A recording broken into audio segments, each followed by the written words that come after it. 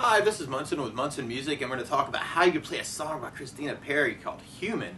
And we end up capoing this on first fret to match the recording. But it starts out with this cool little lick where you can play third fret on the B string, open B, and then first fret on the B. So we're kind of playing a D note, and then a B note, and then a C note.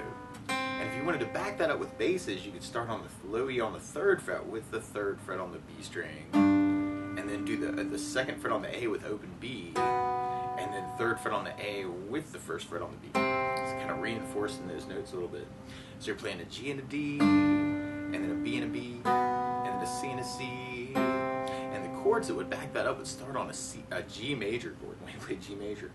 First finger goes to the A on the second fret, second finger on the low E string third fret, and third finger on the high E string third fret. And if you strum all those together, that sounds a G major chord, and it sounds really happy. And through the song, you may also want to think about putting the third finger on the B string third, pinky on the high E string third, and working that through the G major chord. And then from the G, we're going to back up that B note with a B minor chord. Normally, you do this as a second fret bar, first finger across the entire second fret, and we'll talk about an easier way to play this too. But then second finger on the B string third, third finger on the D string fourth, and the pinky on the G string fourth. And if you strum all those together, that sounds a B minor chord, and it sounds really sad. Now you may also want to think about lifting off the third, or the pinky, and making that a B minor 7 chord. Or another way to play B minor 7 is to do first finger on the A second, second finger on the G string second, and the third finger on the high E second. Or another way you could kind of work the B minor is to do first finger on the A second, second finger on the G string second, third finger on the B string third fret, and the pinky on the high E string third fret. And that might make that a little bit easier to get from the G to the B through that verse part. And then from the B minor, we'd be going to a C major chord. We play C major. First finger goes to the B on the first fret, second finger on the D string second fret, and third finger on the A string third fret. And if you strum the A string to the high E string, that sounds a C major chord, and it sounds really happy. Now on C's in general, it can be kind of cool to lift off the first finger and make that a C major 7. Or you can add in the pinky on the B string third and make that a C major 9. Or another way to play C major 9 is to do first finger on the D string second, second finger on the A string third, third finger on the B string third, and the pinky on the high E string third. If you strum the A string to the high E string, that's another way you could work your C. And that way you could kind of work that G to the B minor, to the C, without having to move third finger and fourth finger.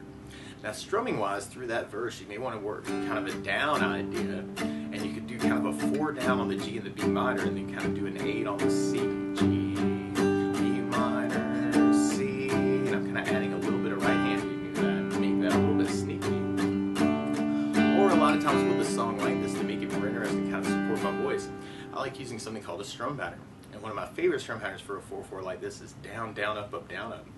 So you hit the G and just tried that a lot. You'd have down, down, up, down, down, down, up, down, down, up, down. Now if we applied that to the verse though, it's almost like the G and the B minor kind of half. So you'd have G with a down, down, up, B minor with a down, down, C with the whole pattern, G, down, down, up, B minor,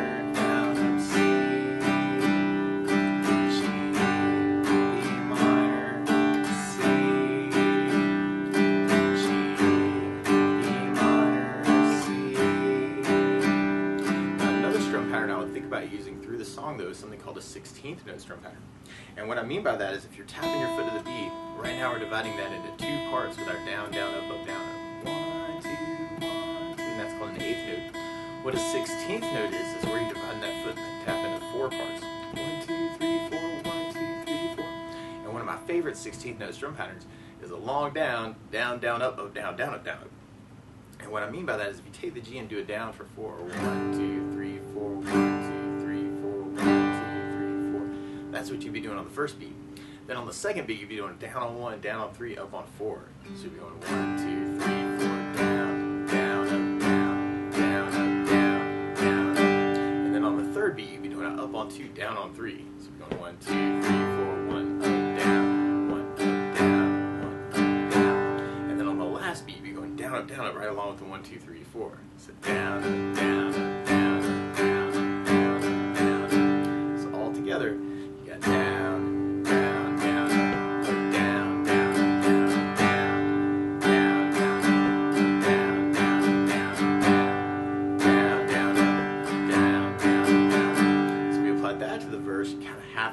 into B minor with kind of that long down, down, down up. Or if you get a little bit adventurous, you could actually kind of take that strum pattern and tap it between the chords. Down, down, up, B minor, up, down, down, up, down, up, C. So kind of cool experiment with that. Down, down, up, B minor, down, down, up, C. Down, down, up, down, down, down, up, G. Down, down, up, B minor, down, down, up, C. Down, down, up, down, down, up, down. And then we'll be repeating that for our verse until we get to our pre-chorus. And you hear this cool little string line, at least in the first pre-chorus, where you can play open E, second fret on the high E, third fret on the high E, and then fifth fret on the high E string. So kind of this E, F sharp, G, A kind of line kind of comes in. And you may want to kind of back that up with the third fret on the A string. So I'm kind of doing that hybrid picking, kind of using my pick for my bass and my fingers for the other notes of the lick. Or you could back that up with a C chord. And you could do that with kind of that down idea that we were doing, and that could be a really cool thing to build up some energy. Or you could do it with the down, down, up, up, down, up. Or you could work it with the 16th pattern. Or you could kind of combine those two. It might even be kind of cool.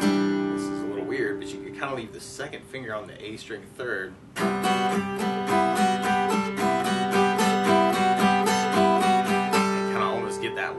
So I'm kind of using my first finger on the high E second, third finger on the high E third, and the pinky for the fifth fret. So that might be kind of a cool way to kind of work it into our chorus part. And then on our chorus, we start on an E minor chord, and we play E minor. First finger goes to the A on the second fret, second finger on the D string second fret, and if you strum all those together, that sounds an E minor chord, and it sounds really sad. Now while you're on E minors though, you may want to think about adding in the third finger on the B string third, pinky on the high E string third, and making that an E minor seventh. That might be kind of a cool thing for the chorus part. And our chorus ends up kind of doing our halving idea. So if we did that with kind of our down idea, we have the E minor, C, G, so it'd be almost like 4 downs on each chord. E minor, C, G, E minor, or you can do the down, down, up.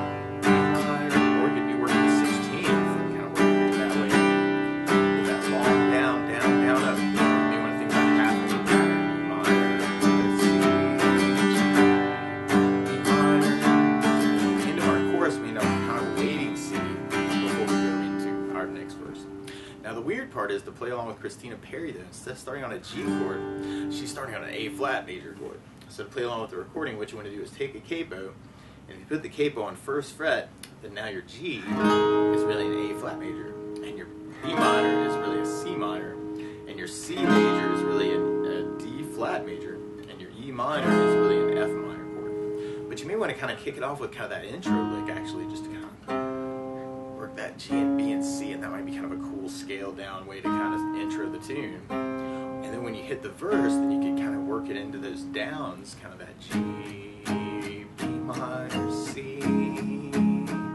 Or if you're digging on the down, down, up, up, down, you can work it that way. C. And that can be kind of a cool pattern to try and have too. G down, B minor, up, down, up, C, G, B minor, C. Or if you're digging on the 16th pattern, you can work it that way. G, B minor, C,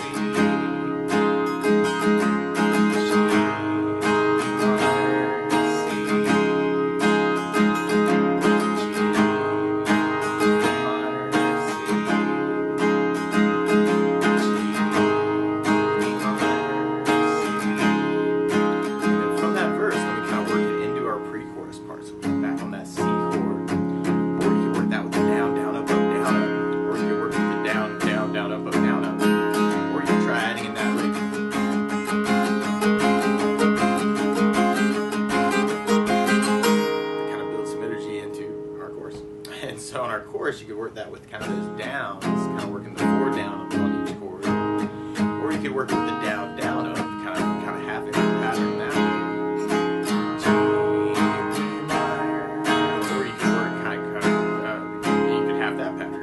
E minor, C, G, B minor. Or you could work the 16th pattern. G, B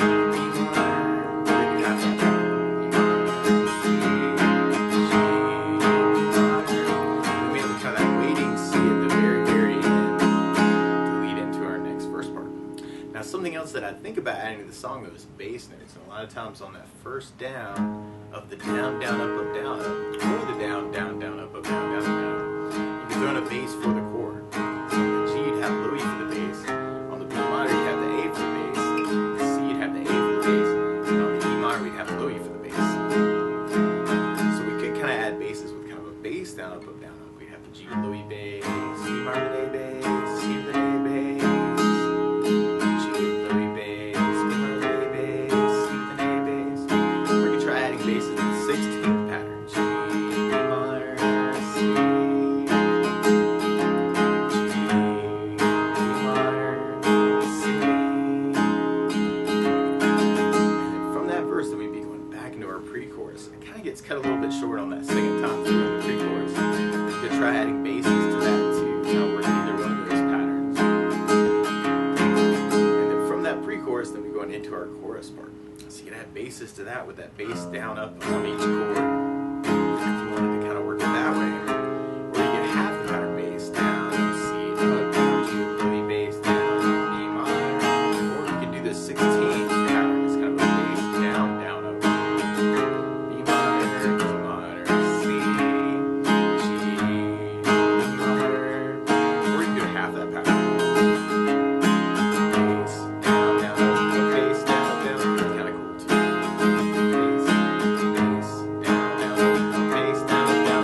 Kind of hit our waiting C at the end of that chorus to lead into our verse, to lead into our next pre-chorus. So you can add basses to that, kind of working that bass down, up, down, up. Or you can work the 16th pattern with kind of bass down, down, up, down, down, down, bass, bass, down, down, up, down, down, down, bass, bass, down, up, bass, down, down. Kind of cool. Or you can even might want to go back to the downs, or you can even bring back that like from the other pre-chorus to lead into our next verse part. So we tried kind of working that, and this is kind of weird on that last verse. It's almost like a bridge part, and we end up kind of halving that idea. So we end up kind of doing one time through without words, and the words kind of come in twice for our minor C, G,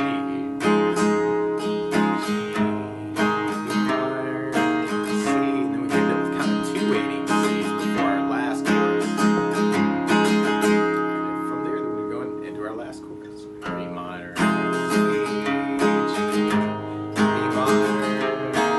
other licks around these chords too. You know, feel free to kind of take this lesson and embellish it any way you want.